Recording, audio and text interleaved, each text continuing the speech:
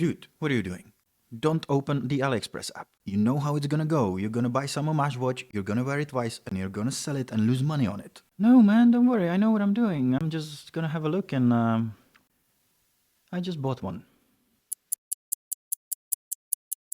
That's how it usually goes. Partly because I need some watches to keep this channel going, and partly because I'm weak and I buy a lot of watches that I don't need or wear. But I can justify this one to myself because I think that it's almost perfect tool watch. Strong words, I know, but hear me out. Even from there you can tell that it takes more than heavy inspiration in certain other brand, which I don't want to name, but it rhymes with two more. Here's the thing, I hate spring bars. And especially now after my last year's rafting trip, where I almost lost my beloved Fujitsubo. Fortunately enough, I was wearing it on a NATO style strap, and to my shock, I saw my beloved watch hanging on one spring bar. I would probably never take a watch with a normal standard spring bars to a trip like this. Maybe only G-Shock with screwed lugs like my rangeman. Unless, of course, I got myself FXD. But Karel, you handsome genius of watch reviews, what is FXD, I hear you ask? Well, my dear friends, FXD stands for Fixed Lux, aka the ultimate tool watch that you cannot lose. That watch that eliminates all the weak parts. Yes, you can only use pass-through straps with such watch, but that is my preferred look anyway, and it's almost impossible to lose. The thing is, the original is a tiny bit too expensive. I mean, it's not unreachable, but still dropping that amount of money on something that is supposed to be ultimate beater watch feels kinda silly to me. If I dropped that amount of money on a watch, I wouldn't treat it like a beater watch. And another thing is, there is not a whole lot FXD watches on the market. I know Bertucci is making some, but I never really liked their design. There comes Thorn, which is probably one of the better brandings coming out of China. With titanium, FXD, mechanical GMT. That in my humble opinion looks bonkers, and in 11/11 sale I bought it for 155 euros. It is here on my wrist now. It's not perfect by any means, I got some gripes, but the gripes are mainly about the strap it comes on. Let's have a look together. Quite unusually for Ali, it comes in a plastic case that is different than all the others. I would say a lot cooler. It looks like an actual toolbox for, tool. And get that, signed warranty card. There is nothing else in the box. Well, okay, I can live with that, but branded microfiber cloth would be nice. Just saying, Thorn. Well, let's talk about that strap, shall we? I absolutely fell in love with that strap in product pictures. It looks awesome. It seems well made. It's got very nice signed titanium hardware and this keeper with a Thorn Rose logo. It looks the business, but it's crap. Like Thorn, if you're listening, you're probably not, but if you're listening, you need to get few things right here. The first issue is when you try to put the watch on and you find out that the hardware is too big for the holes. You have to really force it through the hole or get some baby oil. Another thing is that it overly feels like too soft. You kind of struggle to put it through the keeper because of how soft it is. Nothing from my patience. By far the biggest issue I got with it is just that it's stupid. Call me crazy, but if you go through trouble and you design FXD watch with a fixed lux so you eliminate the spring bars, why would you go ahead and put a spring bar on the strap?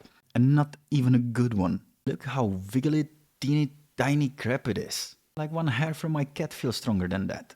So the strap, very unfortunately, is not for me. I almost immediately swapped it for this one from my favorite brand cns.com with a solid one-piece hardware. No spring bars, and now it's the ultimate tool watch kit. The watch hat and the thing that made me buy it in the first place, titanium all brushed case with these amazing fixed locks. No spring bars.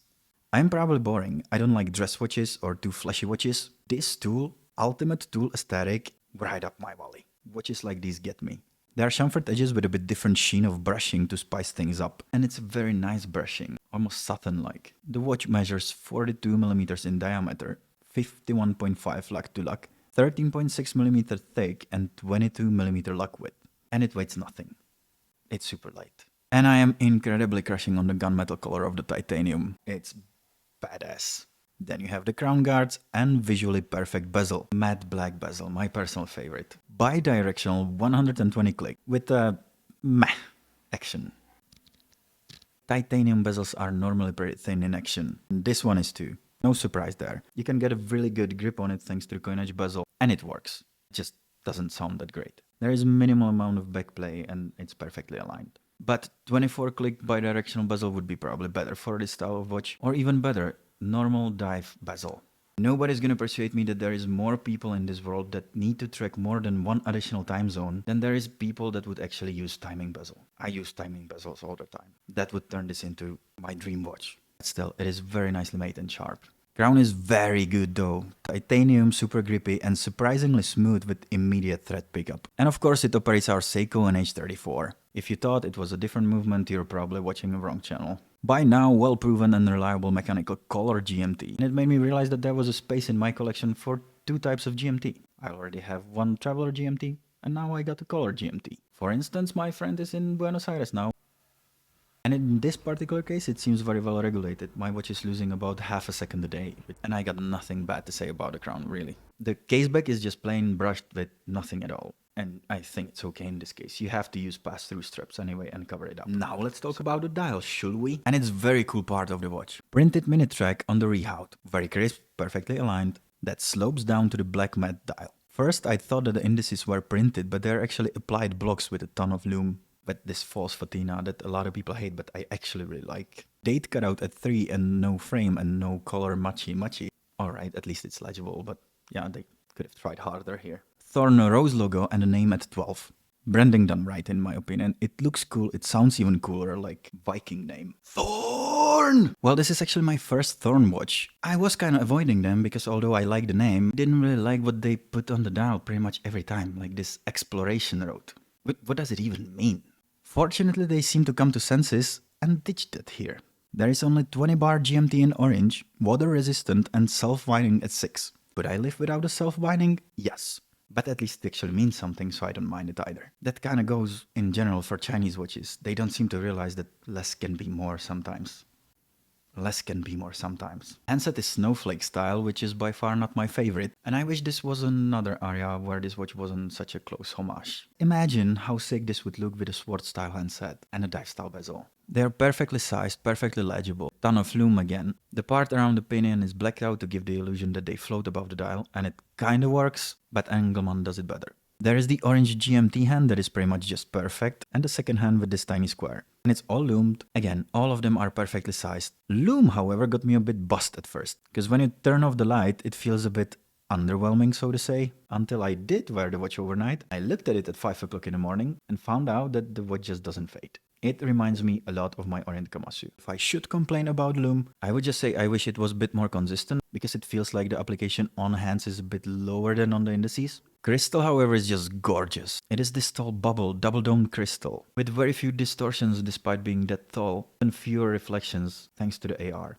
There is not a single bad thing I can say about the crystal. Well done, Thorn. For me, this watch is a keeper. Partly because I really want this ultimate tool watch with fixed locks. Partly because I really do like it. I mean, it's not perfect. The strap is trash. I wish it had different style of bezel and handset, but I can live with that. But overall, it's a very, very solid package. Insanely comfortable, accurate and usable. It is almost perfect tool watch for me. And even if I got the original, I would never take it to a real adventure because of how expensive it is. It would be my ultimate tool watch that I wouldn't want to tool with. This, however, I feel like I can take it to the end of the world and back. I feel like I can beat the heck out of it, and I wouldn't mind. If you like the design, and if you don't mind that it's a very, very close homage, and you don't mind changing the strap, then you have my blessings. This watch is great. And that's all I got to say. As usual, thank you very much for watching, guys. If you liked the video, please give it a thumbs up. Consider subscribing, it would mean the world to me. If you didn't like the video, I thank you for watching this far, and please drop me a comment. What do you think about FXD watches? Should we get more of them from different brands and maybe original designs? My name is Karel, and this is Watch. Till next time. Cheers.